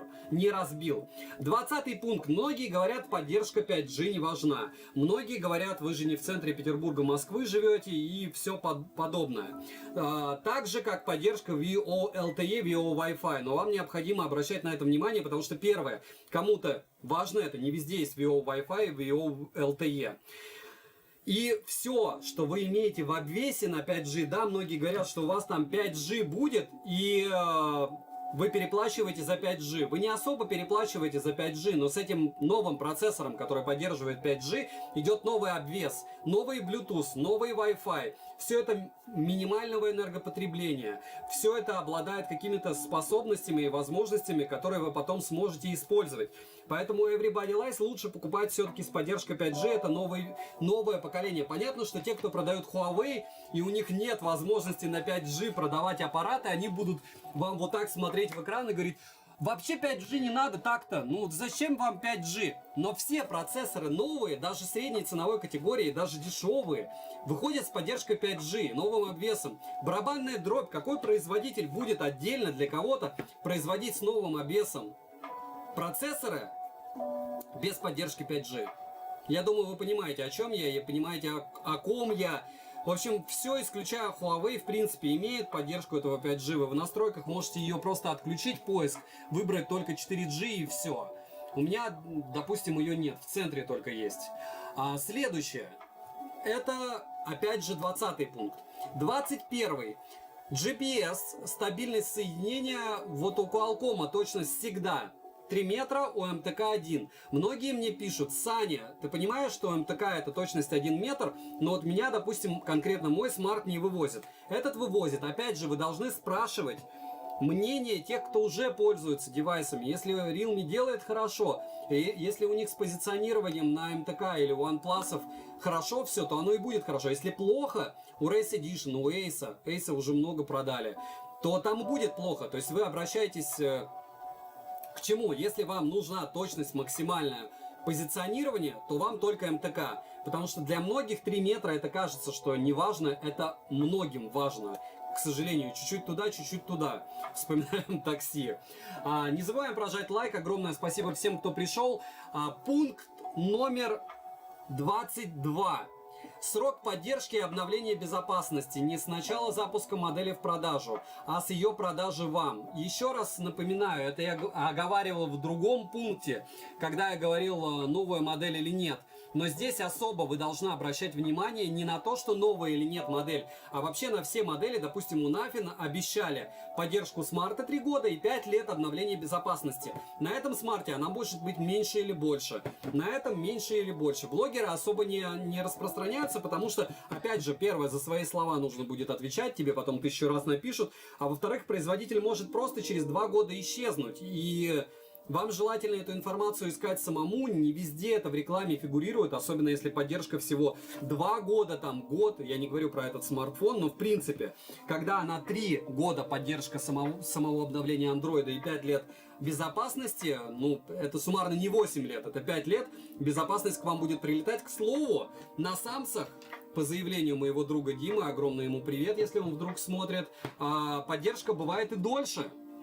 То есть они могут и 6, и 7 лет, ну, у него что-то прилетает по поводу безопасности на андроиде. Но мне кажется, это уже не их история, это чуть-чуть другая история. Не забываем прожать лайк, огромное спасибо всем, кто пришел. Следующий момент. Мы запомнили уже, да, что обновление безопасности это важно. Вы смотрите это без того, новый смарт, не новый, когда вы его купили, с какого момента, когда его начали производить и сколько лет обещал производитель. 23-е, это довольно странная штука, вот здесь я покажу вам ее. Это физический переключатель. Если вы когда-то на него подсели, то есть громко, бесшумный режим и шумный, вы с него не слезете. У OnePlus это дело, у Яблока это дело, и кто-то пытается это дело периодически принимать. Для меня это must have. Вам обязательно надо попробовать, поэтому обязательно приобретите какой-нибудь дешевенький OnePlus, ну, из разряда Ace или Racing Edition или еще что-то, либо потрогайте. У друзей, у многих через год, через полтора это дело, если постоянно использовать, допустим, в тех же OnePlus, оно может закоксоваться, поэтому обслуживать его все равно надо. Но штука нереально удобная. Один раз попробуешь и на нее подсядешь. Именно поэтому Яблоко, у них герметичное устройство, но в то же время они все равно заморачиваются и каждый раз ставят этот переключатель. У OnePlus переключатель удобнее, чем Яблоко. Да, потому что они взяли у Яблока переключатель. Не будем вот по поводу этого дискутировать. Я говорю, что просто вот эта физическая кнопка, не кнопка, переключатель, это важная штука, так же как, кстати, важная штука механические триггеры. Нет у меня, там он лежит, Lenovo. Если сенсорные, это одно дело. Если физические, вот, допустим, мне тактильно приятно иметь физические триггеры. Плюс на них можно завести какие-то, так же, как и на сенсорные функции. И многим, кто работает в смартфоне, это дело может быть полезным. Поэтому не забываем обращать внимание, если вы покупаете себе, допустим, игровой смартфон, но планируете им пользоваться и так, тот же Black Shark, то это очень классная тема. Обращаем внимание на переключатели, на физические триггеры. Следующий момент, 24-й. Здесь тоже интересная штука. Это очень необычно, но многие, кто подсаживаются, на ней сидят. Почему? Потому что это запись звонков без предупреждения о записи. На китайских прошивках у смартфонов вот я звоню, и я могу записывать собеседников без поддержки. Понятно, что где-то в суде это не примут, где-то еще что-то. Но в целом, те, кто особенно занимаются продажами на Авито, либо еще где-то, это тоже штука must have. Чтобы все знали, что вы там не нахамили, если вы продаете и у вас есть начальник. Если вы не продаете, у вас нет начальника, у вас где-то отзывы, обязательно пишите, и да, может это в каком-то смысле незаконно, и в суде вы не сможете это использовать, но вы должны прекрасно понимать, что если вы покупаете китайский смарт, вот такая ненужная, незаконная штука, которую я не могу советовать, она для многих будет must-have, и в китайских смартах почти во всех она есть, даже в дешевых. В китайских версиях, а на глобалке это дело уже запрещено, напоминаю вам. Следующее, 25-й момент, это вот как раз ваш чат, за что вам огромное спасибо. Не забываем прожать лайк, может наберем 1000, будет супер круто. Это фан-база. У того или иного устройства, вот как бы я ни хейтил MIUI, как бы я ни ругал ее, и как бы я ни говорил, что Поко там не очень хорошо, еще что-то, у них фан-база значительно больше, чем у Realme на данный момент в России, во всяком случае. А вы будете ходить на форумы как раз конкретной модели и конкретного производителя. Но в то же время у популярных моделей, допустим, GT Neo 3, GT Neo 2 уже, вы просто перед покупкой вбиваете Realme GT Neo 2, допустим, или 3, и FOPA, да, и смотрите основную ветку. Либо смотрите ветку на других ресурсах, если вы обладаете английским языком, либо умеете пользоваться переводчиком у них. И как только вы понимаете, что вам, допустим, не нужны даже кастомные прошивки, но у вас будут какие-то вопросы специфические, допустим, сломанную программу какую-то установить, особые... не знаю, особые функции какие-то. Там должно быть много страниц обсуждений. Ветка должна быть живая, в день должно быть утрировано сообщений 20. И это важно, опять же, почему покупать первый эшелон. Напоминаю, Bluetooth, наушники, еще что-то, и еще фан-база. Вас всегда смогут поддержать, вы всегда сможете найти какую-то там особую зарядку оригинальную, их будет много, потому что спрос рождает предложение кулеры те или еще что-то подобное. Запомнили, то есть мы помним, что мы должны понимать, что завтра, купив смартфон, вполне возможно, мы кому-то будем обращаться. Если это будет Lenovo, и этих людей будет мало. Не хейчу сейчас Lenovo. Motorola то же самое. Они будут очень заряжены, потому что они купили девайс третьего эшелона, как и ZTE, и они будут с пеной у рта вам что-то доказывать, но их будет мало. А коллективный разум, напоминаю, подписывайтесь на телеграм-канал взаимопомощи и скидок по ссылке в описании. Там, если вы грамотно сформулируете вопрос, вам смогут уже пользователи посоветовать, чтобы вам лучше было приобрести, когда выждать. Вот сейчас сейл. Не знаю, с таким курсом, наверное, стоит покупать, если для себя. Для перепродажи, может быть, и нет на Али. Но вот пока цены нормальные. Опять же, мое субъективное мнение. Я закупился очень сильно. Я пишу, кстати, в постах, что я конкретно купил и чего ждать на обзор. Видите? Master Explorer Edition 2 все-таки дошел. Хотя я за него 2 раза доплачивал. Мне пришла версия, если что, на 12 гектар. Следующий. 26. Наличие беспроводной зарядки. Это фишка для очень многих must-have, кто уже к ней привык. То есть ты кладешь ее куда-то, кладешь часы, все это заряжается вечером, спокойно забираешь и все. Там даже 10 ватт может быть, но это вполне возможно вас полностью устроит.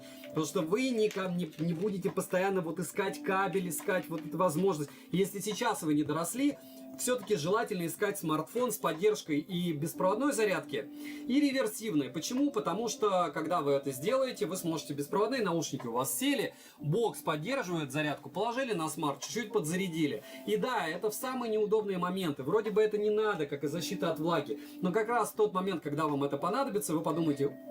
Но почему я не подумал? У человека, к которому вы пришли, нет айфона, допустим, вот нету просто, он там андроидман, но у него флагман, и вы кинули просто на зарядку, и все. Никакой вам Lightning не помеха, правильно? Не забываем прожать лайк, 1000 наберем, будет супер круто, вы будете супер молодцы, и я в каком-то мере тоже, потому что это дело, я еще раз повторяюсь, я оставлю. Следующее. 27. Есть ли официальное представительство в вашей стране? Допустим, Everybody Lies, вот кто бы что ни говорил, у OnePlus его в России нет. Даже гипотетической возможности, значит, официального ремонта, официальной гарантии, ее нет. У нас есть глобальные смартфоны от OnePlus, но официального дилера нету. Можете меня поправить, у Vivo есть, у Oppo был, может быть, не ушел даже, но нету. Поэтому обязательно смотрите, покупая бренд. Понятно, сейчас не особо актуально, кто-то убегает, кто-то нет. Но остаются все равно сервис-центры, которые являются официальными сервис-центрами. Допустим, в тот же Alienware я звонил, мне бесплатно консультировали все еще.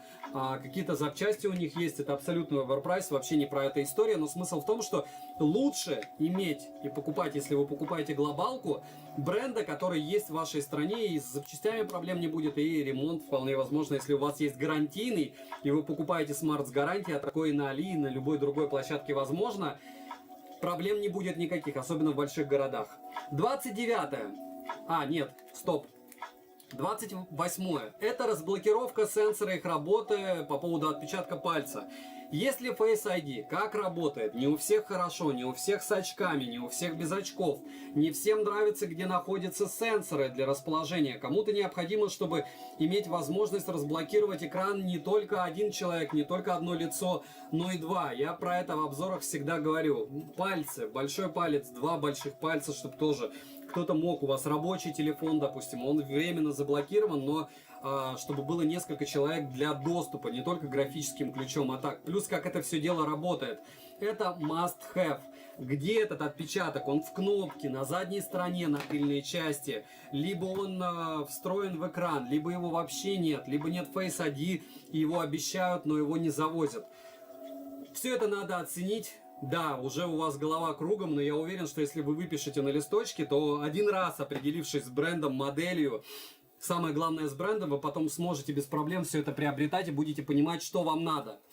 29. Обязательно. Оперативки должно быть не меньше 6 гигабайт. Я скажу 4, конечно, потому что кто-то будет покупать вот такие супербюджетники, у них просто не бывает 6. Но сейчас для Android 12, для его корректной работы, для того, чтобы он не тормозил, даже 4 уже мало. Поэтому старайтесь приобретать смартфоны на 6 гигабайт оперативы, и будет вам радость, и 3 года про них не вспомните. UFS обязательно должно быть версии 3.1, никаких унисоков и еще чего-то. Это вот как раз касается этот смартфон. Narza 50i, там тоже этот процессор не MTK Dimensity, но об этом я буду говорить. Сейчас я говорю просто про оперативу и UFS. Еще раз повторяю про герцовку, не меньше 90 Гц, желательно 120.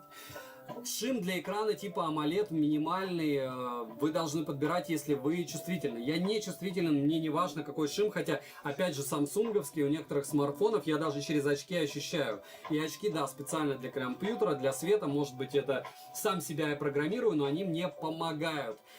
Следующий вопрос. AMOLED или IPS? IPS погиб, но если вас трогает шим, и таких есть каждый сотый, покупайте IPS-ки. На IPS-ки, допустим, опять же тот же OnePlus, по-моему, Ace Racing Edition, если не ошибаюсь. У него более-менее нормальная герцовка, более-менее нормальная яркость, хотя хочется больше. И это старый тип экрана, и он дешевле, чем AMOLED. И вы должны это принимать, что если вы покупаете старый тип экрана, максимальной яркости у вас не будет, цвета будут не такие сочные. Но, опять же, есть ли шим, есть ли DC-диминг, как он настраивается, сможете ли вы зайти, если на вас влияет шим, но вы знаете, что с DC-димингом будет все ок. Я не буду рассказывать, что у вас будет быстрее выгорать экран. Это все вряд ли вы столько проходите, хотя возможно, но вы заходите в настройки и там его активируете. Если вы сами будете устанавливать программу по DC-димингу, для DC-диминга, вы должны всегда помнить, что у вас может намного быстрее сгореть экран. Вот в этом случае точно, если это не заводская тема, если это не предоставил производитель, DC-диминг сторонний, это опасная штука, особенно прошу на это обратить внимание. А дальше, вот в том же 29-м пункте, по поводу AMOLED и IPS я уже рассказал. Все равно лучше брать AMOLED при любых раскладах. Желателен DOT дисплей, чтобы герцовка была автоматическая, потому что я в PC-марке, хотя и гоняю, там все намного жестче, чем в реальной жизни. Если вы будете, допустим, читать статично, не будете ничего крутить, даже флагманы с DOT дисплеем, опять же, можно по-разному называть, там, технологии моря. E5 экраны, E4, вы не будете в это лезть, вы не будете с колориметром проверять все эти цвета, вы все сможете подстроить под себя. Но яркость это важно, и важно шим. Вот. Понятно, про разрешение вы помните. Смотрим на максимальное разрешение камеры. Лучше, разумеется, если вы берете средняка или не средняка, это 8К. Если вы берете флагман, то, допустим, OnePlus 9 Pro появился 120 FPS 4К. И я снимаю в него. И Игорь, у меня оператор, снимает, и там все супер плавно. И вы это видите в роликах. И если ролики не набирают, это не значит, что плохой обзор или плохая съемка. Просто непопулярный. Напоминаю, что весь мой канал построен на поиске. То есть я рассказываю о тех девайсах, которые интересны, поэтому люди смотрят. Для разбавки иногда рассказываю там о всяких пылесосах, телевизорах, потому что мне кажется, что у моей аудитории чуть-чуть кукуха едет, конечно, от количества смартфонов и планшетов. Напоминаю, что почти ежедневно, если мы набираем достаточное количество лайков в телеграм-канале скидок, на который я советую подписаться, телеграм-канал помощи, я стримлю в Твиче 2-2,5 часа, отвечаю на вопросы точно так же. Но вот сейчас я не отвечаю, в конце отвечу. И помимо этого, разумеется, у вас есть понимание автономности тех или иных устройств, их способности стримить, опять же, в Твиче. Буду на Ютьюбе на лайве стримить чуть-чуть позже. Буду с другими блогерами, но давайте у меня подвесится лучший язык, а у вас получится, появится восприятие, вы мне, может быть, напишите, что не так я говорю, с чем вы не согласны, и мы с вами дружно вместе откорректируем и дальше будем общаться. Опять же, я не думаю, что много блогеров просто в лайве по 2-3 часа стримят для того, чтобы доказать вам, что какие-то телефоны быстро садятся. Наличие телевика и возможность скидывать по проводу. Телевик многим нужен, ультраширик многим нужен. Смотрим на сенсор, смотрим на X, смотрим на примеры. Мне они не нужны. Ультраширики все ночи ужасно снимают. Телевик, в моем понимании, это для людей, у которых есть вот под рукой штатив. Либо они упираются, либо у них рука вот такая просто, не знаю, халка, как у моего друга Фила. Он, конечно, 100 с лишним килограмм, 120. Он держит любой смарт. У него 0 вибраций, у него телевик вообще великолепно. А если я держу 250 граммов, не знаю, минут 5, то у меня вообще рука не радуется. Попробуйте вытянуть. Хотя нет. Ну, нет, все равно. Короче, извините за мой французский. Не забываем смотреть на наличие телевика, ультраширика и максимальное разрешение для съемки. Должно быть 8К. Вопреки всему, несмотря ни на что. И, разумеется, 4К 60 FPS для средняков. Must have. Обещают, когда что придет 60 FPS. Вот, допустим, я говорю часто залочено. Вот, может быть, появится. А может и не появится. И все. И да, мы можем смотреть, что, допустим, под тех или иные процессоры уже есть предел. Может, как-то что-то допилят, но, опять же, вы покупаете смарт сегодня, будете им пользоваться сегодня. И через год то, что добавили OnePlus 9 Pro 60 FPS, ну, серьезно, ой, точнее 120. Лучше бы они его тогда добавили и сняли ограничение с 4К 60 FPS сразу. Следующее. Если у вас не топовый Wi-Fi, и у вас нет гигабитного интернета, и вы покупаете смартфон, чтобы что-то снимать, не фотографии, а видео, помните, что они будут весить космос, и вам нужен USB Type-C версии 3 и выше. И таких смартфонов мало, поэтому вам придется покупать Wi-Fi и высокой скорости гигабитный интернет, либо скидывать через программы, опять же, по Wi-Fi с компьютером, ноутбуком. Это будет боль. Поэтому, да, ищем гигабитный нет, если его нам вообще не обрубят, и радуемся, если у вас есть USB версии 2.0, 3.0 на Type-C-шных, разумеется, кабелях. microSD не брать вообще. Вот я буду о них рассказывать, потому что я накупил этих 4 ультрабюджетника, и все они на microSD, и они у меня валяются уже черт знает сколько. Я не понимаю, как это можно рекомендовать. Я понимаю, что его все захейтили, но также я могу захейтить этот Нарза мракобесный, 50i и... Да, их круто, купил бабушке и все, но под себя, ну серьезно, microSD. Дальше узнать телевик или ультраширик уже сказал. Макромодуль, по мне, вообще абсолютно бесполезная тема. Очень прикольно на роликах снимать и рассказывать про это, но вот так. Если, кстати, интересует фото, видеосъемка, и вы досмотрели до этого магического момента, я прошу вас подписаться на телеграм-канал взаимопомощи по фото и видео. Там вообще даже нет ссылок, ни на покупки, ничего. Там люди постят только фото и видео с хэштегом своего девайса, и после этого они еще могут не в сжатом виде файлами скидывать. Смотрите, спрашивайте в тех или иных условиях, чтобы они вам сфоткали. Обычно там заряженный народ, и с удовольствием будут с вами делиться. Следующее. Топовые фронталки только у Samsung и iPhone. Вы должны это запомнить. Это алюминий, никуда от него не убежать. Можете меня как-то поправить, но Infinix сделал там 2К. Я его тоже не советую, но там такое 2К, посмотрите примеры. Дальше. Все подэкранные фронталки фактически шлак, если Mimix 4 вспоминать. То есть они будут снимать вот просто, чтобы что-то снимать, и они будут чуть-чуть довидны. А те, что выезжают на салазках, новых смартфонов на салазках с подэкранными камерами я не видел. Если вы купите старый, вполне возможно там будет деградированный элемент питания, возможно, он будет восстановленный, у вас будет мало поддержки, и вы, в общем, понимаете, о чем я. Не забываем прожать лайк, может, выбьем 1000, будет супер-мега круто. Следующее, по макромодулю сказал, ограничения по съемке. Обязательно обращаем внимание сегодня, не завтра, не вчера. Какое ограничение по съемке в 4К, допустим, 60 FPS? Очень многим неудобно 5 минут. Он может вылетать через 15, 20, 50. Но, допустим, на Huawei P50 Pro, я помню, я ходил, я снимал час, через 40 минут у него стабилизатор приказал долго жить. То есть у меня погиб Huawei P50 Pro смертью храбрых, когда я снимал. На него можете на лайв-канале посмотреть. Я это гиблое дело закончил. Сейчас могу, в принципе, продолжить с какими-нибудь топовыми девайсами. Дальше. По поводу, какие варианты использовать фронталки. Вы берете и используете либо зеркальце, либо Mi 11 Ultra, у него есть экранчик, вот примерно максимум, что вы можете делать для того, чтобы использовать основную камеру как фронталку. Вот в этом случае, да, все будет круто. Вот, проверить дальше. Снимают ночью какие смарты. Вы должны понимать, что ночью снимает все плохо. Просто что-то снимает лучше. Все, кто снимают ночью, включая блогеров, клипы или еще что-то, это просто бешеное количество освещения. Вот на меня, допустим, сейчас смотрит 4 кольцевые лампы, помимо этого позади видите лампу, пока полуколхозно, ну вот так. Это стрим после очень большого количества информации. Я думаю, что не особо важно, что меня тут окружают. Главное, мы против зла. Пусть каждый для себя определит, что есть зло, но точно это насилие, это зло. Дальше, любое.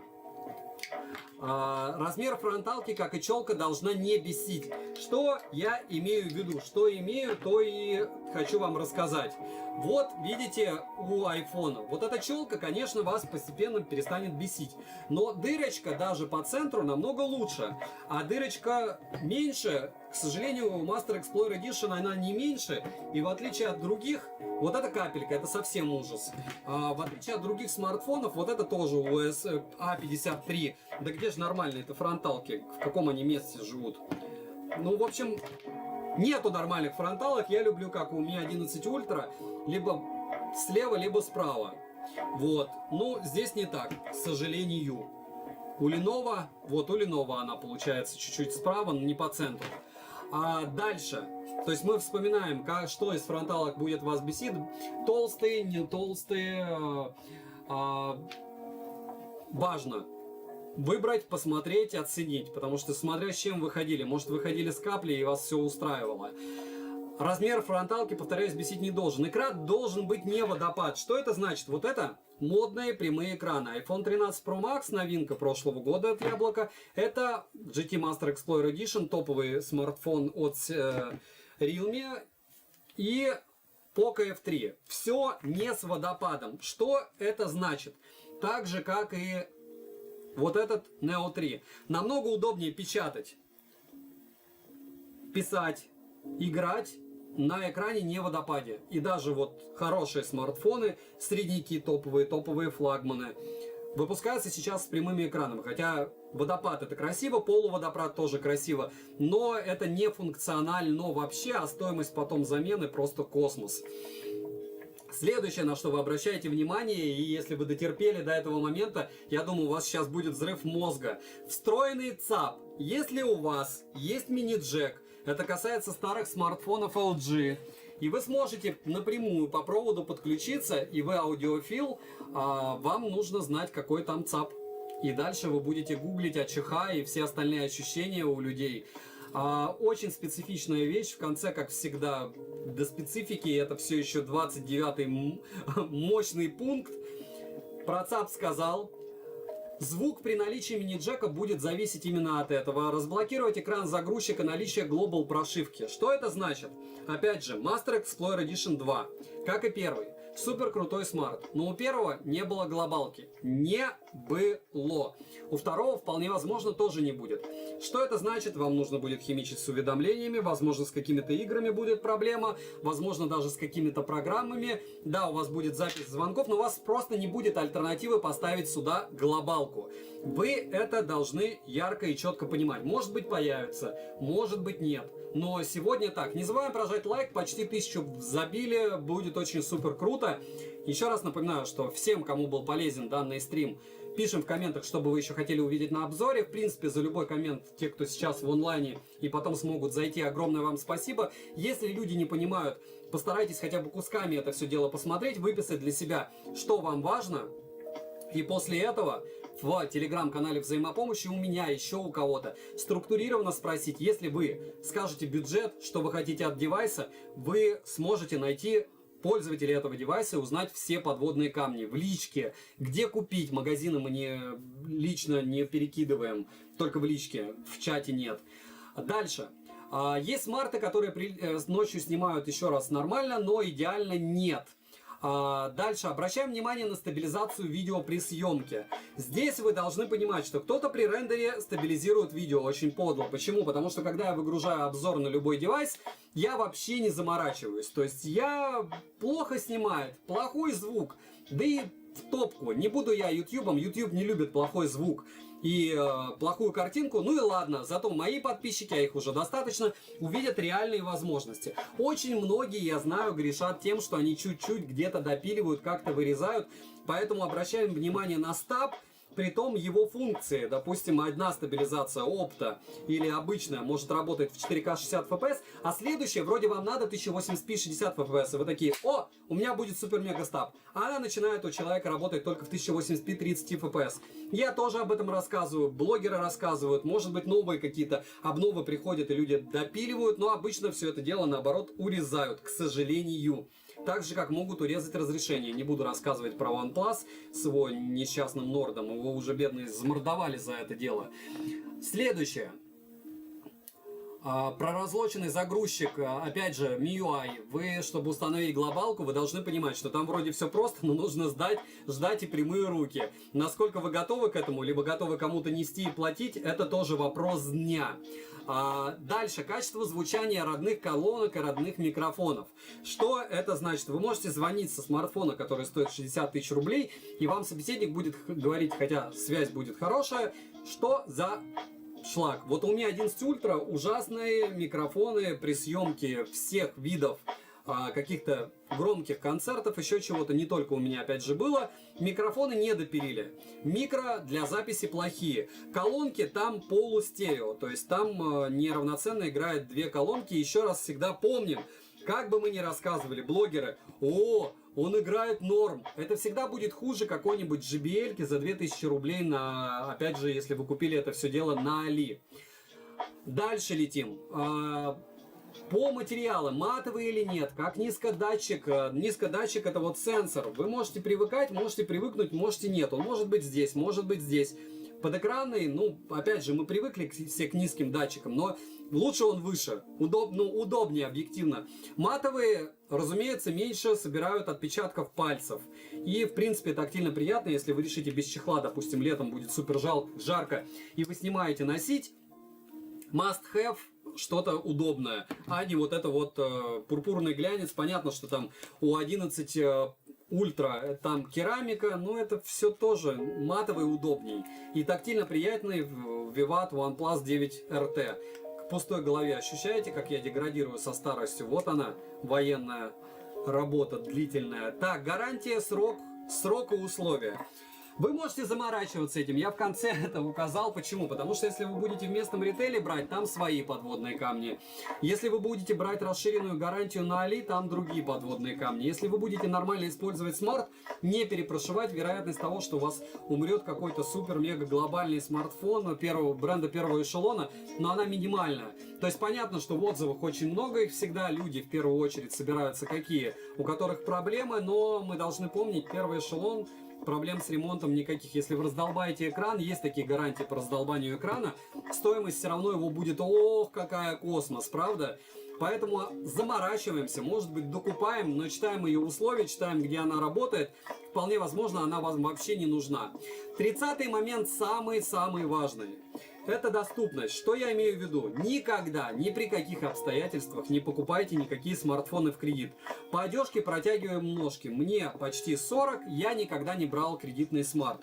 Я тратил всю зарплату когда-то, когда был один. Я покупал там Samsung, которые стоили 5 десятых от моей зарплаты. То есть, точнее, не 5 десятых, а 5%, 20%. Это финансовая грамотность, друзья. И вы будете трястись над этим смартом и требовать от него чего-то космического, если он реально у вас будет в кредит. Плюс вы понимаете, что его стоимость увеличится.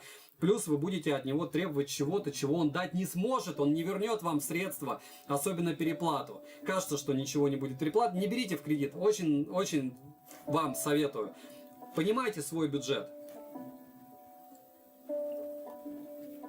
И перед покупкой всегда нужно перестраховаться и посмотреть на Авито, сколько предложений, по каким самым низким ценникам предложения смарта бэушного, потому что если вы его распакуете, он будет бэушный, и уже морально быть готовым, если он вам чем-то прям люто не зайдет, продать.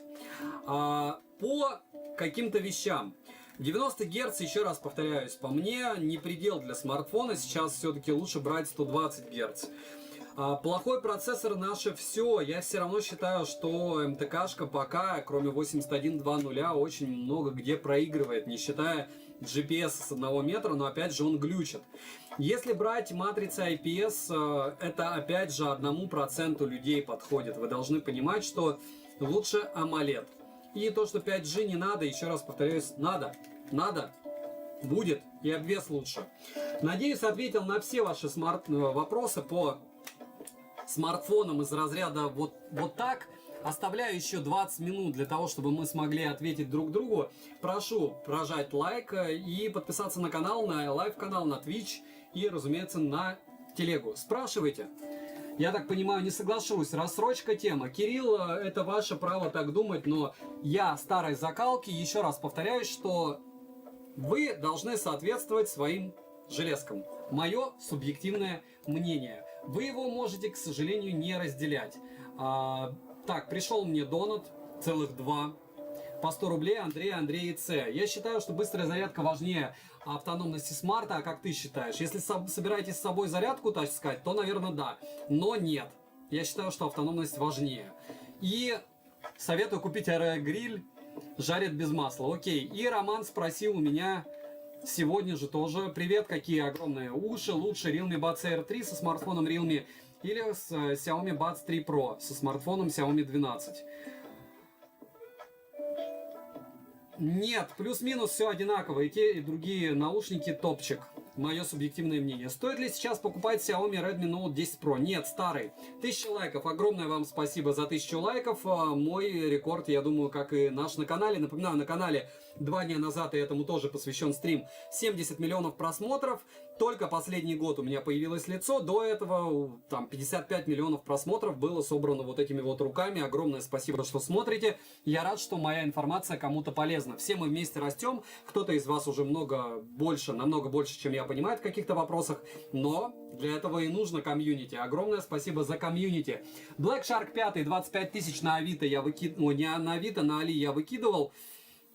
Да, вообще цвет, блеск, красота, никакой таможни, 870 и все в огне. Привет, если я закажу 10 сентября с Али, получу 10 октября, буду ли я платить налог? Понятия не имею, вообще не имею понятия. Будут ли таможенники смотреть? Мне кажется, они продлят, потому что ситуация лучше не становится, как вы понимаете. Mobile Street, огромное спасибо, привет. Дальше, пожалуйста, актуален ли сейчас Realme GT Master Explorer Edition 1? Нет, когда второй появился, чем он актуален? Вы имеете в виду купить ли его за 20 тысяч на Авито, как-нибудь так? Я бы не стал. Хотя он снимает классно, физически он классный, вообще я помню ощущение от него просто бах было. Александр, про щетки электробритвы в начале, и сейчас я периодически снимаю. Недавно обрился как раз бритвой на сухую, было жестко, но она победила, и она стоила, к слову, 3300 рублей, по-моему. С Алтаю, как у 9 RT с автономностью, намного хуже, чем у 10 Pro. Радыга. Лучше. Или плюс-минус. Посмотрите обзоры. Кстати, на телеграм-канале взаимопомощи, благодаря Андрею, огромное его спасибо, это один из моих администраторов, и здесь есть 3 таблицы в Excel по ушам, по часам и по телефонам. И там, вполне возможно, он писемарковскую автономность тоже закинул. Посмотрите, это одни и те же условия в одних и тех же руках. То есть я выставляю максимум и ставлю на окно. Единственное, там может быть какая-нибудь особенность из разряда там, с 94%, потому что я обычно в 3 часа ночи иду, снимаю себя, и там какое-то количество процентов уходит. Потом я ставлю это все дело на ночь гоняться, и когда как. Александр Семенов, как увеличить автономность 9 RT? Апоссум, наш супер, самый крутой админ, написал статью, и я очень прошу, чтобы вы ее посмотрели. Она была запостена у меня в телеге по поводу увеличения автономности. Она увеличивается прям бодро, не на 5, не на 10, не на 20%. Стоит ли брать Xiaomi 11T Pro? Смотря за какие деньги, хороший смарт для фото и видео.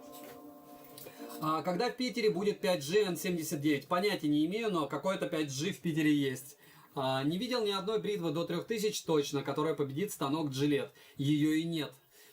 Подскажите, пожалуйста, с выбором Realme GT2 Pro или OnePlus 10 Pro? Global? Я бы 10 Pro взял. Здравствуйте, научите, пожалуйста, находить выгодные предложения. Просто идете в мой телеграм-канал скидок и все.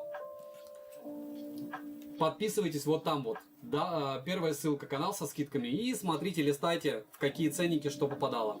Вопрос, если смарт не особо греется на стриме, в Твиче играя в Genshin, то есть ли надежда, что он не будет греться при съемке в 1080p 60 fps в течение часа-двух? Будет, наверное, но лучше спросить у человека, кто сейчас это дело все тестирует. Вот. Дальше.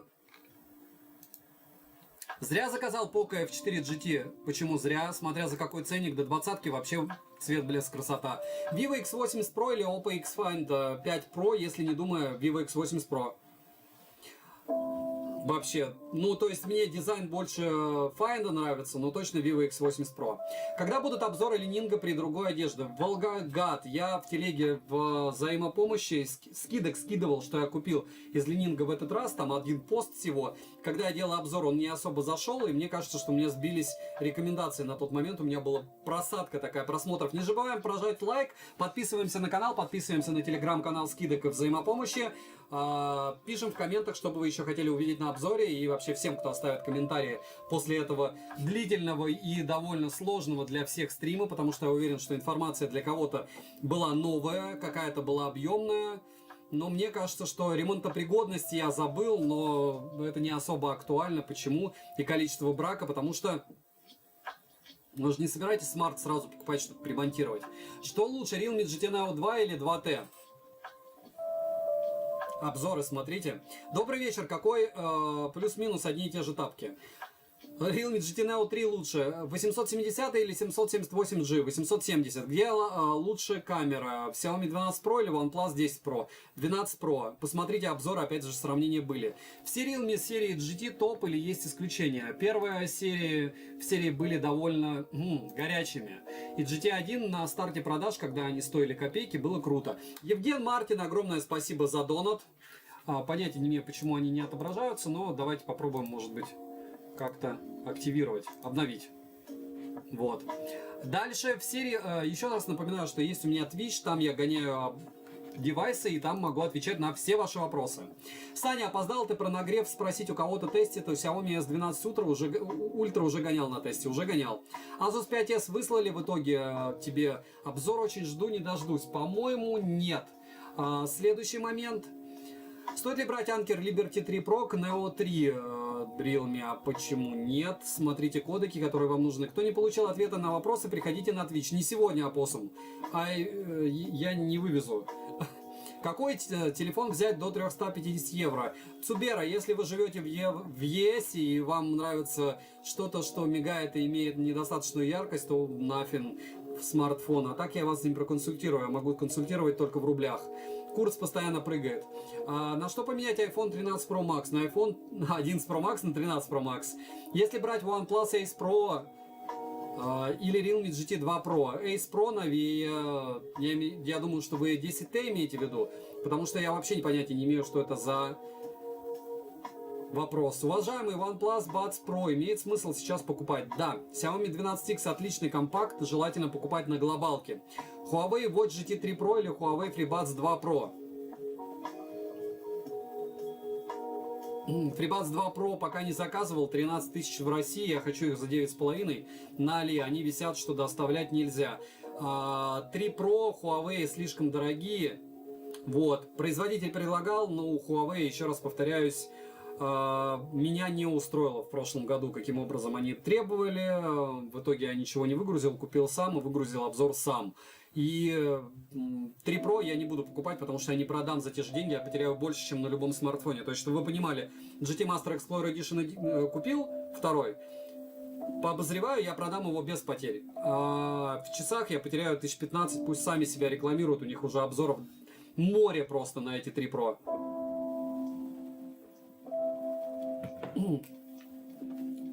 Купил Watch Fit 2, вот жир прям. Какая лучшая оболочка в мире? ColorOS, OxygenOS, iOS, но она глючит iOS больше. Poco F4 за 24 тысячи норм. Вы там что-то не дописали, потому что у F4 есть еще много всего. А дальше Realme GT2, серьезно? Короче, я думаю, что основные вопросы я ответил. Если у кого-то есть желание у меня что-то спросить, в первую очередь спрашивайте у комьюнити. Мозгов у них намного больше, потому что коллективный разум всегда лучше. Два топа у меня смартфонов до 25 тысяч и дороже 25 на канале. В описании есть ссылки. Смотрите в X2. Samsung вообще не советую А53, А52. И на Твиче практически каждый день я мучаю тот или иной девайс. Надеюсь, что вы зайдете, надеюсь, что прожмете лайк этому видео. Огромное спасибо, что зашли.